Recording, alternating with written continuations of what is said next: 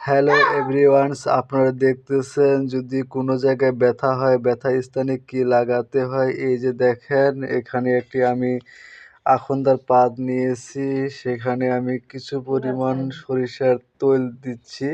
দেখেন, অল্প পরিমাণ সরিষার তেল দিলাম। এটি একটি গ্যাস চুলা, এটাতে আমি পাওয়ার অন করে দিলাম। এই যে পাওয়ার অন করে দিলাম, এটা জ্বলতেছে, এই দেখা যাচ্ছে এটা জ্বলতেছে। তো এটা একটু গরম করে নিয়ে এখানে আমি সরিষার তেলটা আস্তে আস্তে করে দিলাম। দেখি কত সুন্দর শব্দ হচ্ছে। এই যে দিলাম, ঠিক আছে। তারপরে এটা একটু একটু তাপ হবে, তারপরে সেটা আমরা ব্যথা স্থানে কীভাবে লাগাতে হয়। এই যে দেখেন কীভাবে লাগাবো আমি, কোনো আর ব্যথা থাকবে না। এই যে এটা একদম হয়ে গেছে, দেখেন কী কালার হয়ে গেছে এটা।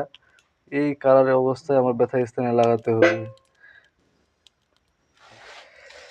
এই যে দেখেন, এটা আমি এখন বন্ধ করে দিলাম। এখন আমি ব্যথা স্থানে লাগাবো।